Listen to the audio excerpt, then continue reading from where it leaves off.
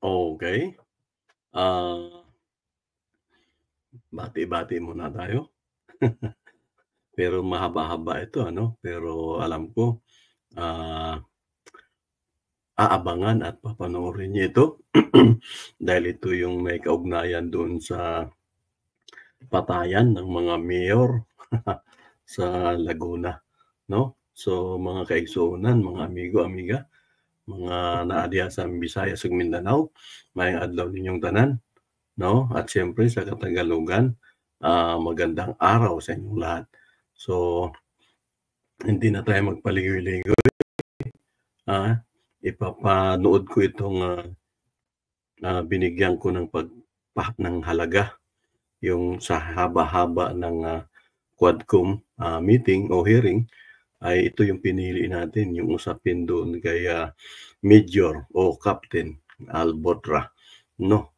Bisaya pa man tawong dako pero murag na apil sa dakong, kabuang, 'no? So, paminaw natin ni o pakinggan natin 'to, 'no, mga kababayan. May video akong, hinanda kumbaga kinuha ko doon dito sa, Quadcom hearing. So, pakinggan natin ano, napakagandang, pag-usapan natin. Kontra ako. Pag ayaw, I seek the help of the court, especially ombudsman, so that they will be the one to decide. And at that time when Mayor Perez was killed, I'm no longer a politician or public servant at that time. Nasa private life na po ako. Hindi po ako makikinabang kung sakali man. Hindi ko rin po magagawa. Bukod sa walang kapakinabangan, hindi po yan ang aking pagkatao. Kilala po ako ni Sir Dan, nanungkulan po yan sa Laguna. Nangahabla lang po ako. Pero hindi po ako napatay. Thank you, Your Honor. Okay, maraming salamat. Tigil muna tayo kasi baka pandinig nyo doon, hindi ako napatay. Kasi Tagalog yan, lalo pat Laguna yan. Ang ibig niyang sabihin ng hindi ako napatay, hindi ako pumapatay. Sa Katagalugan kasi lalo na sa Batangas, hindi ako nakain, no? Ibig sabihin hindi siya kumakain o hindi ako napatay, hindi ako pumapatay. So, yun, inano ko lang yung salitang napatay kasi baka ang pagkaintindi nyo, hindi siya nabaril. Ang ibig niya sabihin doon, hindi ako napatay, hindi ako pumapatay. Okay? Sige, tuloy natin.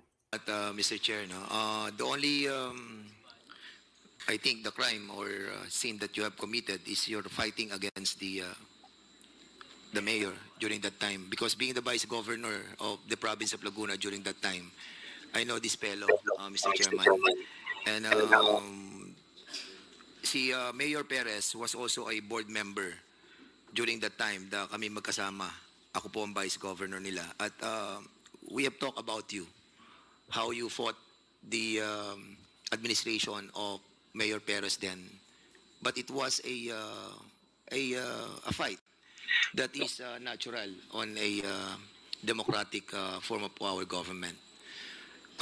And I was shocked to find out that you were involved during that time that I was the mayor of the city of Santa Rosa already, and you were implicated. Ang problem, Mr. Chairman, nakakalungkot lamang that those people in power in the PNP organization, nakakuha sila ng sketch nung tao na allegedly pumatay. Pero ang layo-layo naman sa muka nung former councilor ng Los Baños. And I really am shocked to find out why these people from the PNP have chosen you to be the poll guy that was received by former GM Garma was indeed a chismis. We will try to prove it now. Now, Mr. Chairman, allow me to show a video, no? Para makita po natin yung mga comparison between Major Albotra and now Colonel Albotra, Do you have also that knowledge he about was boasting, no? Naging boastful siya in telling GM Garma that grupo nila ang tumira kay Halili. And when this fellow saw our investigation during that time, he immediately called me and tried to compare what happened. And sabi ko, I will not believe right away. Give me story and give me evidences. Because here, in our Quadcom, hindi po tayo nag-entertain kung walang valid na mga ebidensya. So, Mr. Chairman, allow us to try to see these two videos before we ask our officials from the PNP. have also knowledge about those other personalities who have been killed on the war on drugs? Like big personalities that you know about? Yes, Mr. Chair. Mayor Halili, pinagmalaki kasi ng isa, sir, na sila. Sino yung nagmalaking yun? Major Albotra, Mr. Chair. Major Albotra of Region 7. Albotra? Yes, Of Region 7? Yes po. Lieutenant Colonel Albotra na ata. Albotra. Kenneth Albotra to be invited in the next... Tingnan po na natin yung second video, no? Mamaya babalikan po natin yung video ni Mayor Tony Halili. But for the meantime, we want to compare yung pong klase ng pagpatay sa Batangas at sa Laguna. Yun. Putol muna tayo, mga kababayan. Hindi ko na masyadong, hindi ko na binigyan ng audio yung unang pinakita ni Congressman Dan Fernandez ay yung kay Halili yun. At ang nagbabalita doon ay Channel 2. So, mahirap kasi baka alam nyo na, makapiright tayo. So, inalisan ko na lang ng audio, no? Siguro naman hindi na ito ay pagkakait pa ng Channel 2 sa atin. So, ano pa ba ang kapansin-pansin doon, ano? Pinakita lang kasi dito sa video yun, yung kay Halili, pero ang gusto nating pag-usapan ay itong kay Albotra. So, itong pangalawang video, kay Albotra na ito. Okay? Tuloy natin. So, please show the second video.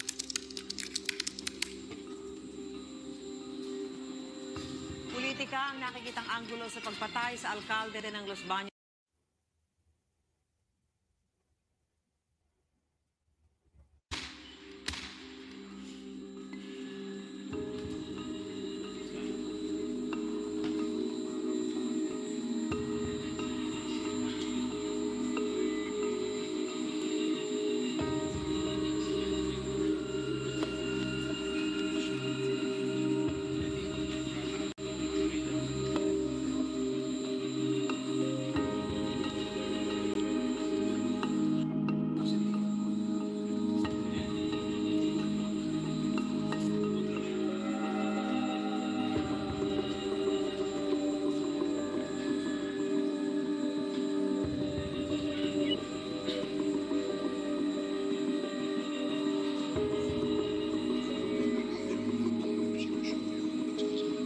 Hindi dapat sige.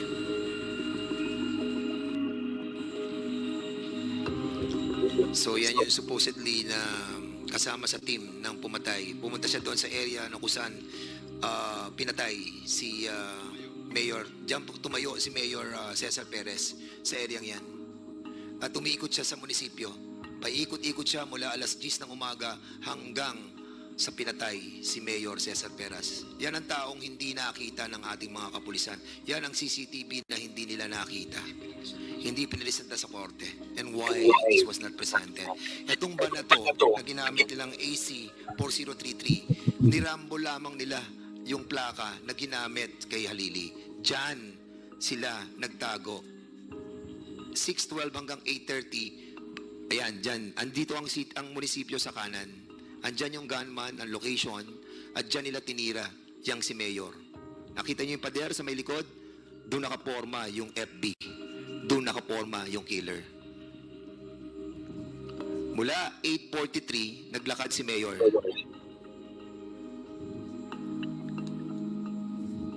Pumunta siya doon sa pinuntahan noong naka-blue na sapatos at yung malaki ang katawan at makinis ang kanyang buhok. Ayan ang mayor namin, si Cesar Perez. Dumiretso siya doon, bumalik siya dahil may tumawag sa kanya. Most likely, ang tumawag sa kanya ay grupo din nila.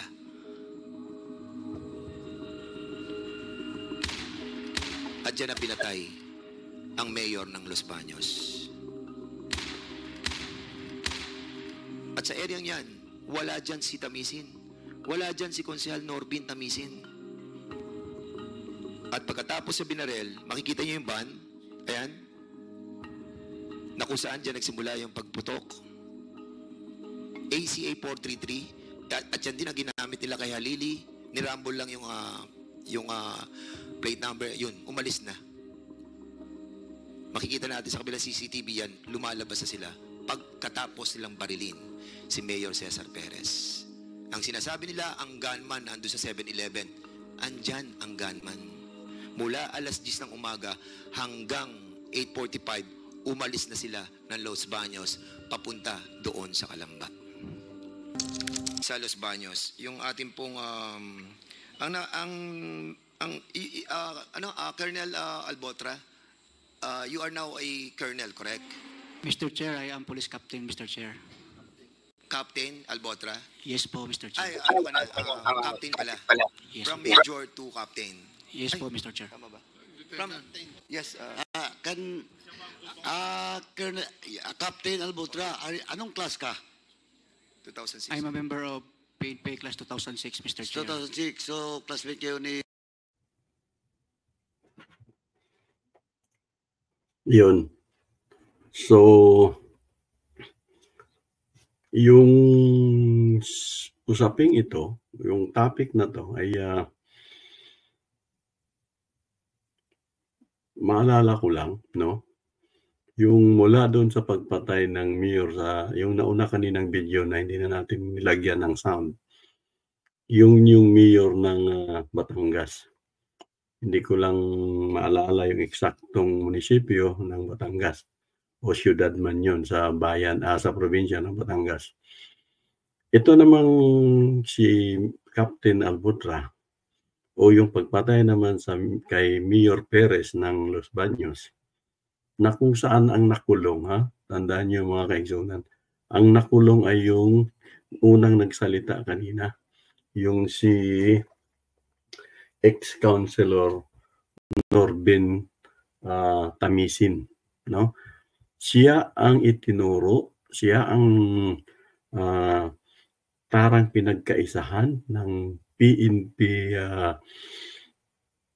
Los Baños at may mga naging kasangkot pa o kasabot pa sa paghuli sa kanya na kung saan itong sila medyo Captain Albotra tapos yung hepe ng Los Baños ay ang kasamaang palad, alam nyo mga kaigsuunan, is mga Bisaya, no? Taga Bukidnon yung hepe at ito namang si Albotra ay Bisaya din pero Southern Leyte ba yung binanggit niya. Tapos yung isa namang humuli na taga nakadestino sa Batangas pero nakakapagtaka na bakit nakialam ay kaklase din nila na kung hindi ako nagkamali ay Bisaya pod, no? So sa kadaghang istorya, no, kini nahitabo panahon gyapon ni Duterte. Kini nga mga istorya, ito yung mga sinasabi natin na nagkaroon ng mga paglipat, nakakagulat na mga paglipat na mula sa Mindanao, sa Davao, particular sa Davao, pinapapunta sa NCR, sa Luzon, yung mga Bisaya natong kapulisan. Nga hindi nato masabtan, nga nung ginapadala sila dito, no? Ilabi na, kini nga tawhana, no? Sayo nang ka, murag usara kasimana, o kapin ra sa usa kasimana. Unya na atol, nga kadto nga mga simana, o buwan man para sa lain, pero siya, kini usara kasimana, na atol nga tuas siya dito sa panahon nga gipatay pud tong si Mayor Perez. Kadto pong panahon nga kang halili, mga Bisaya pud nga mga pulis ang medyo pinaghinalang mga suspect.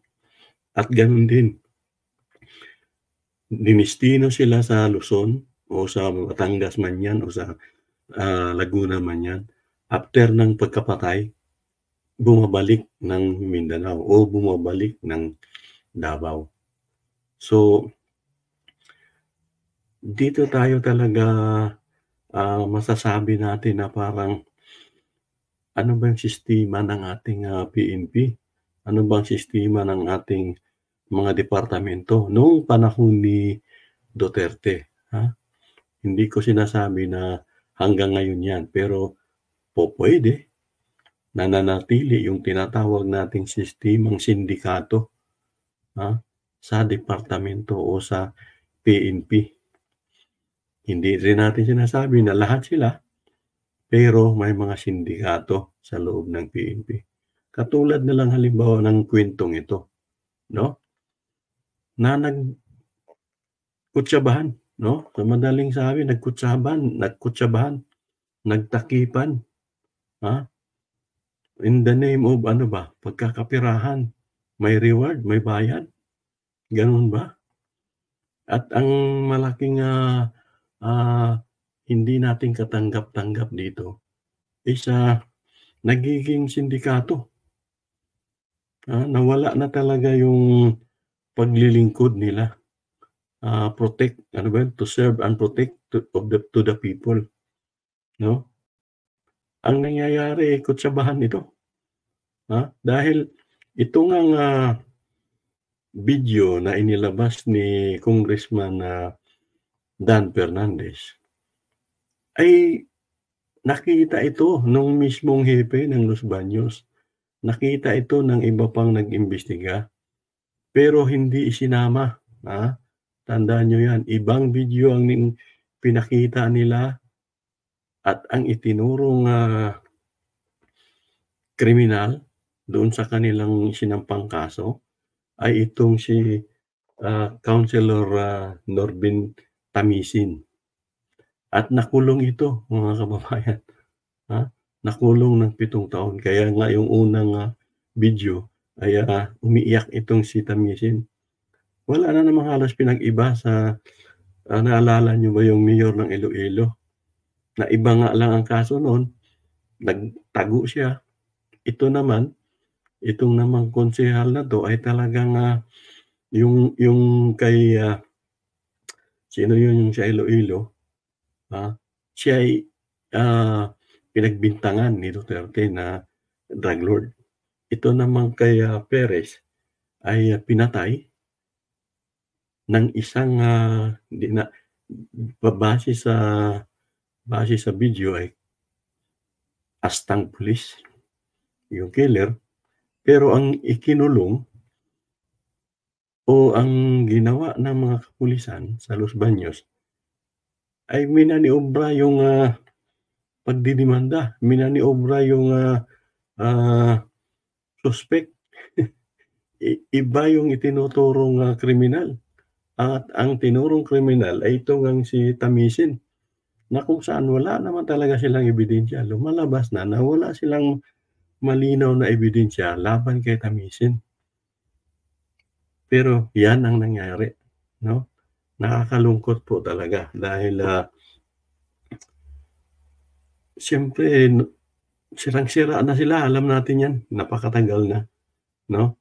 Panahon pa lang ng Kuratong Baliling, yung mga ransom na maraming in-check noon na mga biktima ng kidnapping na nakita nila, napansin nila na kapulisan o astang militar o astang pulis din yung mga nangidnap sa kanila. So, patuloy yung pagiging namumuhay tayo na ang kasama nating PNP ay mayroong sindikato, no? Talaga namang hindi nawawala At ang nakakalungkot ay ang biktima palagi ay yung mga katulad niyan, mga leader na hindi naman talaga gumagawa ng kalokohan at mismong tayo na mga mamamayan, no? Tayo ay biktima ng mga ganitong sindikato ng mga ahensya ng gobyerno o sindikato sa loob ng PNP, no? Hindi sana ito magpapatuloy, no? Alam niyo ba mga kaibigan, hindi ito magpapatuloy kung at panawagan nga natin sa Congress, DOJ, Supreme Court, Senado, LGU. Hindi ito mangyayari kahit nung panahon pa ni Duterte ito. Hindi ito mangyayari kung naging mapagbantay ang Kongreso, no? Dapat nung panahon na yun na nagsalita sila, yung Senado, Supreme Court, DOJ. Sana'y napigilan itong mga sindikatong itong nangyayari sa ating kapulisan. Dapat ginawa nila yung kanilang tungkulin. Pangalawa, tayo ng mga mamamayan, may problema din tayo. Dahil kahit nung panahon din ni Duterte, ay hindi rin tayo naging mapagbantay. No? Pumapalakpak, marami, libo, milyon ang pumapalakpak. Kahit na nambabastos siya at nagbabanta ng mga pagpatay. Kaya ito na yung binunga, no? 6 na taong lumipas, 6 na taong nagdaan, na puro pala sindikato ang nangyayari sa ating bayan. Lalo na sa mga ahensya na dapat magbigay sana sa atin ng safety, no? Katiwasayan ng ating pag-iisip, ng ating buhay. Nakakalungkot, ano, mga amigo-amiga. Mayroon pa tayong mga ilalabas na iba pang mga video na pag-usapan din natin. Pero pansamantala, ito na lang muna, no? Ay inyong lingkod. Maraming salamat sa inyong panonood, mga kaigsunan, mga kababayan. Ingat tayong lahat.